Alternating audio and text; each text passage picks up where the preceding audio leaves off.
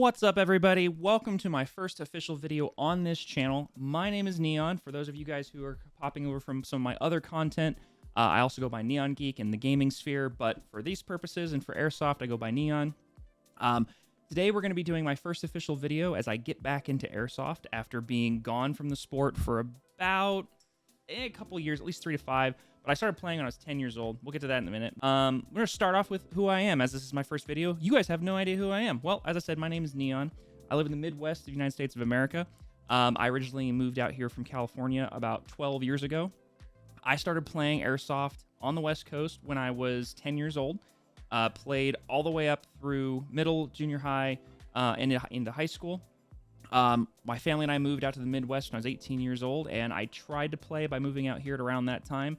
I did play for a couple years on and off here in the Midwest at one of our local fields, which was an indoor CQB field called Sogo. It is still around, but the building I started playing in is no longer being used. They've moved to a different property. Played there for a couple of years on and off. Played some theatrical and themed events, mostly zombie themed. Would play those pretty consistently every couple of years because of a one-time-a-year event around Halloween. And like I said, about 3-5 years ago, I kind of burnt out and stopped playing consistently and then kind of just burnt out altogether. Sold all my gear about a year plus ago. And then just a couple months ago, like a light switch, I woke up and I suddenly wanted to play Airsoft again and wanted to get back into the sport. So with that happening, I'm out of gear. I need to completely start over. So what we're going to be doing today is, you've got my little backstory. We're going to actually go through some of my starting gear of me getting back into the game. Kind of showing you what I've got, what my plans are going forward, as well as some events I plan on attending next year, and just kind of my hopes and dreams with Airsoft related content. That being said, we're going to move on now, and I'm going to actually show you some of my current kit, kind of talk about them. This isn't so much of a, hey, look at this amazing stuff that I've got. This is very much a, I am getting back into the sport, and I kind of want to chronicle my journey back into Airsoft and kind of bring people along with me, people who are new to Airsoft, as I am sort of new. I'm not brand new. I did this for a very long time. I learned a lot of tricks. I learned a lot of things, played for many years, got used to the game, had a lot of fun, kind of burnt out. Now I'm returning to it as I'm almost 30 years old, kind of seeing it through new eyes. Not to mention I've been out of it for so long. There's a lot of brands and names that didn't exist when I was getting into Airsoft. So this is kind of a, hey, come along with me. So if you're new to Airsoft, you'll kind of come along with me, but I'm also going to have a little bit of insight into Airsoft that a brand new first-time Airsofter may not have. I'm not saying I know everything. I'm not saying I know all that much, but I did learn a lot of the hard lessons back in the day when I really went through this the first time. Now I'm kind of like, okay, I know what pitfalls to avoid, and maybe that might be of some help to some people. The plan with this channel is I'll be doing reviews, some unboxings. I want to do a mystery box at some point or two. I really kind of like that content, so I'd like to do that at some point. When and if I do those, that may lead to giveaways. We're going to see what ends up happening with that. I have no set in stone plans with this channel, but it is going to be all around Airsoft and my journey back into it. So that being said, we're going to dive back into the weapons now. This is my G&G Combat Machine SRL. It's a mid-tier, pretty good starter platform. It is an all black furniture, as you can tell. It is a polymer frame with a metal handguard, metal buffer tube, and some metal hardware. This did not start out like this. This is not a completely vanilla gun. The internals are mostly vanilla, mostly stock in the way that they came. The only difference is I did have my local shop wire this to Dean's, as I much prefer Dean's over Tamiya for a couple of reasons. And the rail system is not the standard stock rail system. This is actually, well, we'll get into that here in a second, but this, I picked up from my local shop. I had them special order it because I did not want one of the shorter barrels. I am not one of those speed softers that likes to run an ARP9 or something with a very, very short barrel. I like something with a little bit of length to it. But as you can also see, I have a mock suppressor on the front, which extends it out a little bit. The inner barrel will at some point extend. However, I have some other plans that we will also get into here in a second. It also has an ARP9 grip, as I do like the grip the ARP9s have. It's a very sleek, slim, lightweight, fits my hand very, very well. The original grip had grooves in it for your fingers. I don't have the largest hands. I have long fingers, but I have very thin hands. That grip just was uncomfortable, so this is way better. And then I just have the standard stock. As you can see, it does have a red dot sight on the top. I got this at a local gun show for like 40 bucks. I'm not the kind of person to go buy name brand parts most of the time. If I can get a good, solid part that works and does exactly what I want it to and is well built, but doesn't cost me an arm and a leg, I will. So you're not going to see a lot of like, this is a Noveski rail and this is a Magpul stock. I mean, I'll do it when I can or when I want, but it's not going to be consistent. It's not going to be normal. So that being said, we will go back and double back here. As you can see, this rail is not a stock standard G&G M-LOK system. This is actually an M-LOK rail I found at the local gun show that worked. This is a real steel rail. Reason I went with it was 45 bucks. The guy only wanted 45 bucks for it. It came with all the hardware it needed to actually attach it. It only required some very minor modification to the weapon, to the rig, that basically ended up working out perfectly. So now I have this really perfect M-LOK. I don't like key mod. That's what it originally came with. Got it sitting in a parts box already. So the M-LOK was a great addition. And I also kind of like that it covers up the end of the barrel just a little bit, as you can kind of see right there. So you can kind of see where the mock suppressor hits the outer barrel, which I kind of like that overlap. As I already said, I've already had the grip swapped out with an ARP9 grip. And you can also see I bought one of these plastic protectors. I can tell you guys straight up, I've lost sights in the past to a BB hitting them. There is nothing worse than having a $50, $60, $70, $80 sight, take a BB to the face, and crack and be done. These little protectors are anywhere from $5 to 15 bucks on Amazon. Mine actually came with an extra plate, and it will save you losing a sight. So if you guys are new to Airsoft, highly recommend one of these. Yeah, they're a little ugly, but hey, they work. The flip-up sights on here are actually from my other rig that you can see right there that we'll get to in a minute, that I swapped out. The G&G ones were just a little too flimsy for me, but these ones are really nice. These are actually VFC, so spoiler to what's behind me. And then as you can see also on this side, I have added a quick detach buckled sling mount that will go with my vest that we'll get to in a little while. All in all, I've only put, the gun was a little over $300 all said and done with tax and shipping and everything, or actually I didn't pay for shipping, but all the parts were not expensive. The most expensive extra I've got so far is the M-LOK, and then probably the suppressor. Maybe the sight actually is probably more expensive. It does have an inline MOSFET standard with the with the rig. I'm gonna counter for how many times I say that. It does have a standard inline MOSFET, so I am able to run an 11.1 LiPo on this. I also believe, if I'm not mistaken, I can program this to fire through on burst if I want, which I may do, because ultimately this is going to be my CQB gun. My plan is to actually swap out this extended mock suppressor for a tracer unit and run this fully CQB. My local tech says he can help me trick this thing out to fire very good semi-automatic, as obviously full auto is not allowed indoors at most fields, including mine. Second system that I purchased is a Novrich SSP-18. Now, I want to clarify something. I had never heard of Novrich until when I got back into Airsoft. He didn't exist. They didn't exist when I was playing before. But I was returning to the game and I'm trying to do research on a good sidearm. Came across Novrich, hadn't heard him before. All of these big YouTubers that I hadn't seen before were talking up Novrich and talking up his products, and I was really impressed by what I was hearing, what I was seeing. And so on kind of a whim, I bought the bundle from Novrich.com for the SSP-18, and I have to say, I have been extremely impressed with a gun that I had no first-hand reviews of this frame. I had no first-hand accounts of anyone that I had spoken to or worked with or been to games with. They could say, yes, this is a good platform. This is something I can recommend. It was all done through internet research, and I just kind of, on a whim, tried it out because I needed a couple things that I look for when I'm looking for a sidearm. One, it needs to be CO2. I have fought and lost so many GBB battles back in the day and dealt with so many headaches that I just couldn't do it anymore. So I swapped to CO2 and moved to an Elite Force 1911 that I'll put some photos up of some what I used to have. And I loved it. So when I got back into Airsoft, I knew I wanted to go back to CO2. So finding a good quality CO2 blowback sidearm pistol was a huge must for me.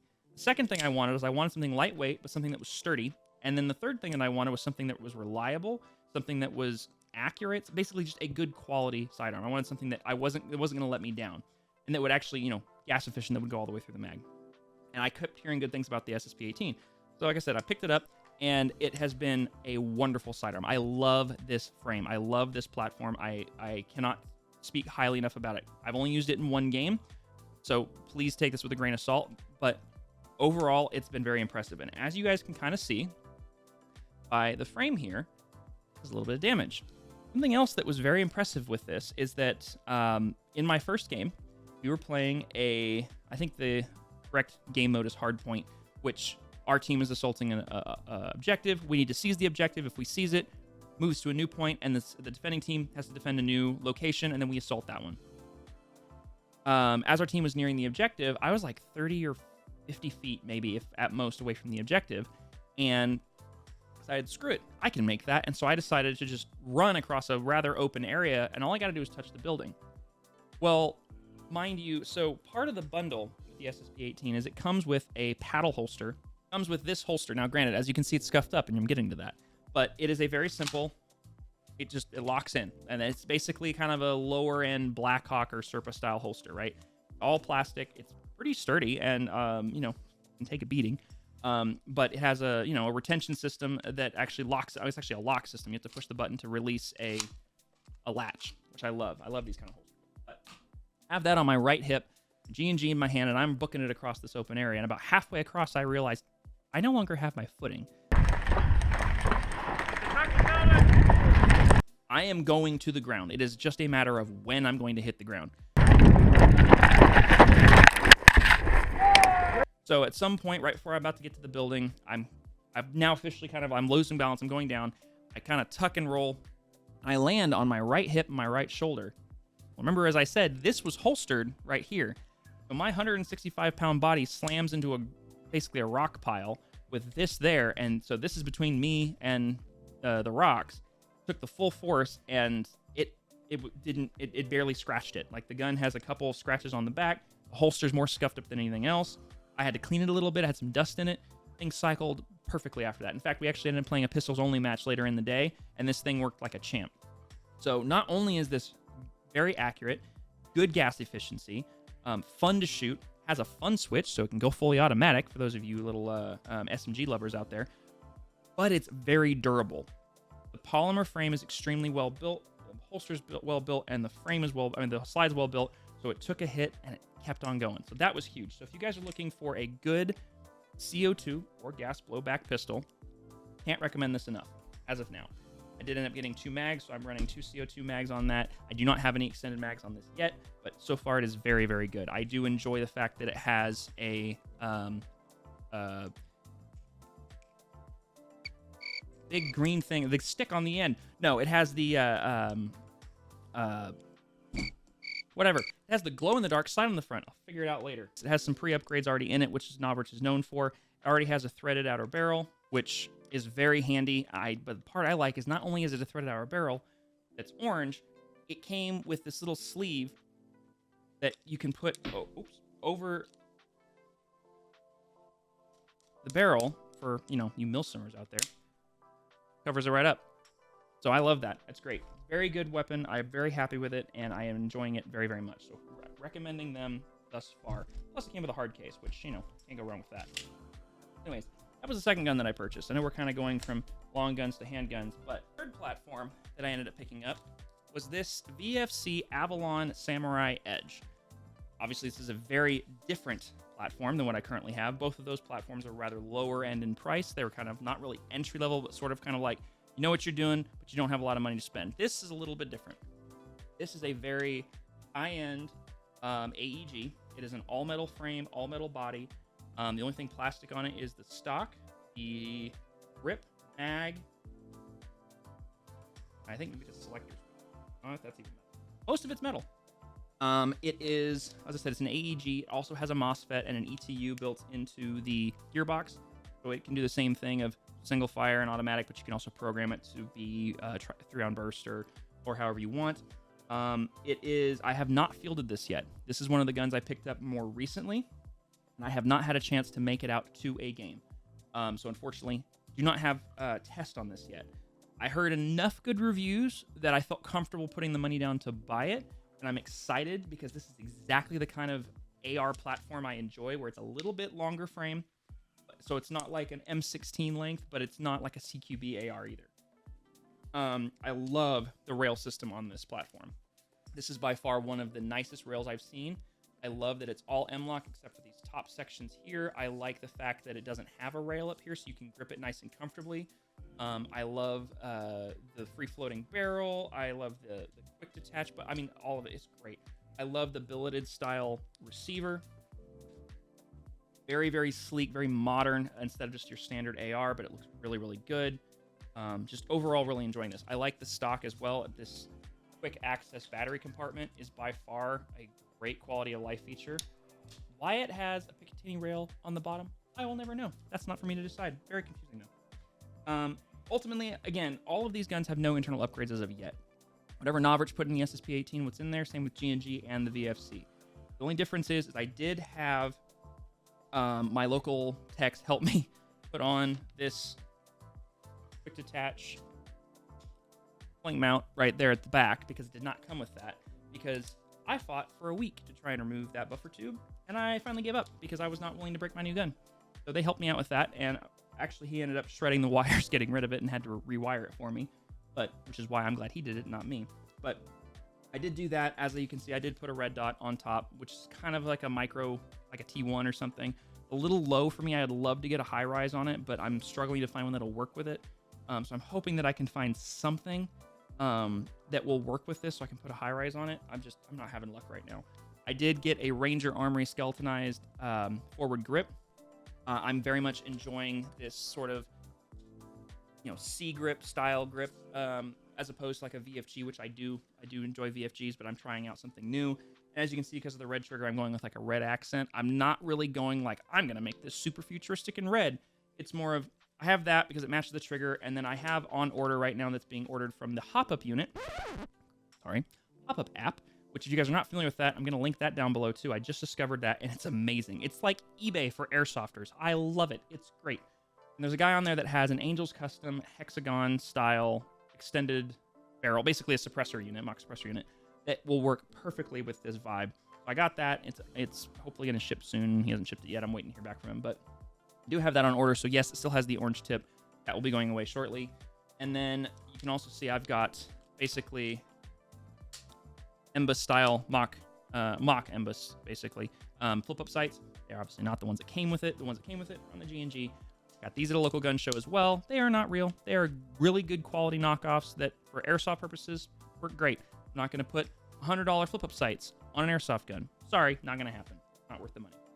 Oh, those of you guys who watch C7 Viper, it does the thing. Love that.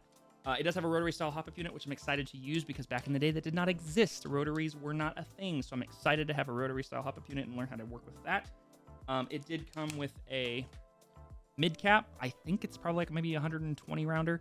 I'm gonna be frank with you, this is the lowest quality mid cap I've ever seen. It is super flimsy and lightweight. I'm worried I'm gonna break it just by holding it.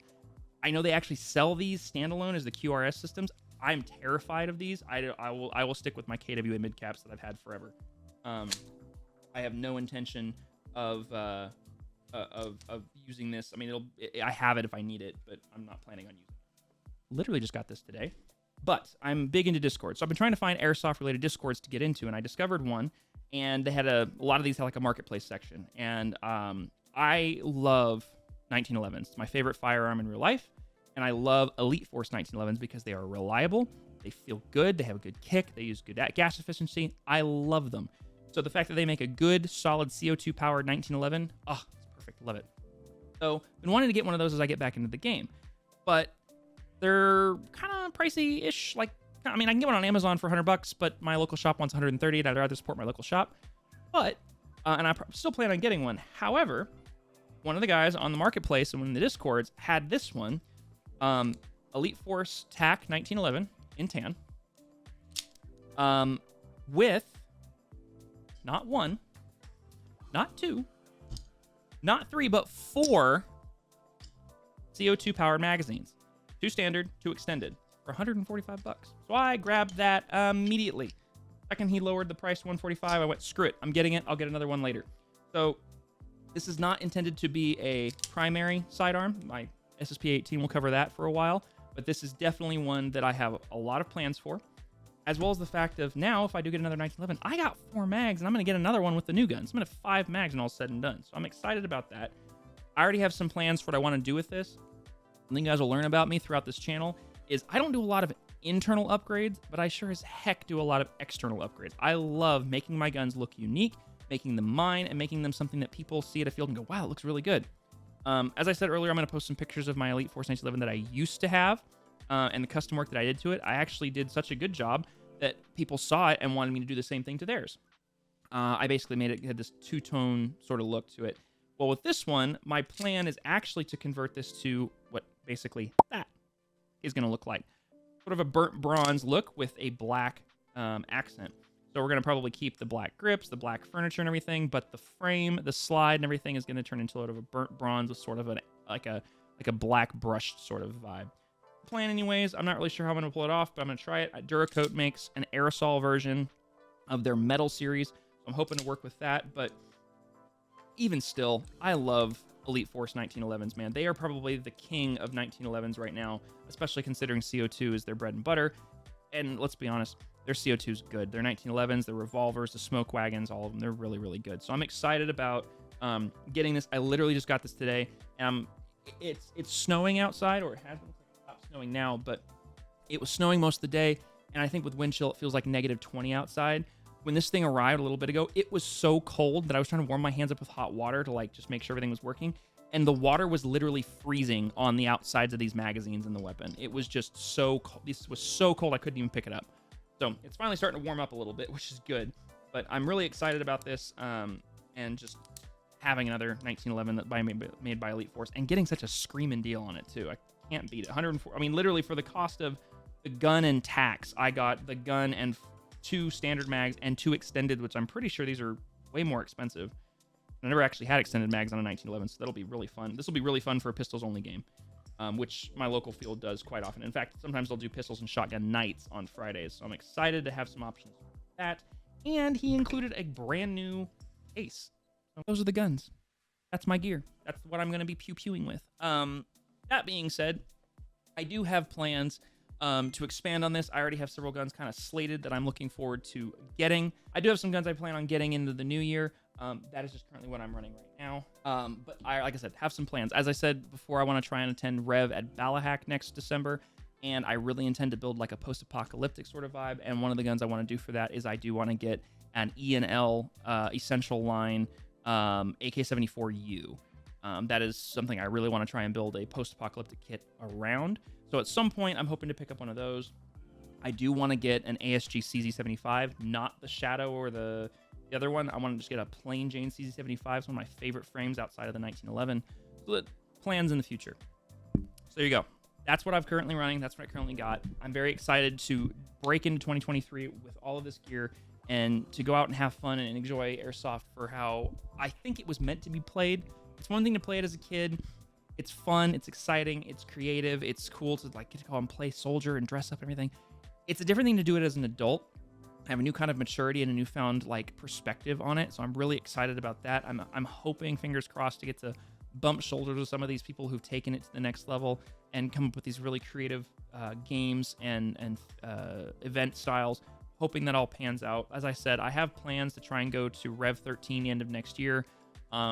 Our local field, The Rock, is going to be hosting some events. I've already put a bug in John, the owner's ear, about helping out from a roleplay perspective. Something that I do, for those of you who know me from the video game scene, is I do a lot of GTA or Red Dead Redemption roleplay, where we basically are a bunch of little actor nerds and pretend to be characters we're not.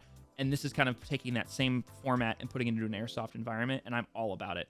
So, and I would love to be able to join my two hobbies together and be able to give that to people in a special experience, because most of these events are designed to be roleplay focused, not gun focused. So being able to have people come in that actually enjoy the roleplay aspect of it and the Airsoft aspect can come in and help kind of guide, teach, and handhold a little bit, try and expand the folks who are not really familiar with the roleplay side of it. So that's the plan moving into the next year.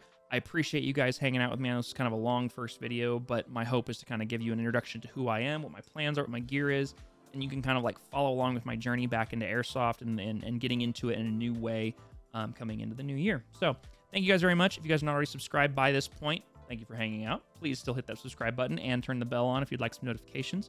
Down in the description below, like I said before, you'll have a Discord link. You can join the Discord where we're going to chat about my gear, your gear, share photos, talk about games, all sorts of stuff like that. You guys can help me build a new side of my community that doesn't exist yet. A couple of my current Twitch viewers are paying attention and talking, but they're not really familiar with Airsoft or don't know a lot about it, so it'd be cool to have some fellow Airsofters join in. I'll put links to other things down below you guys can check out.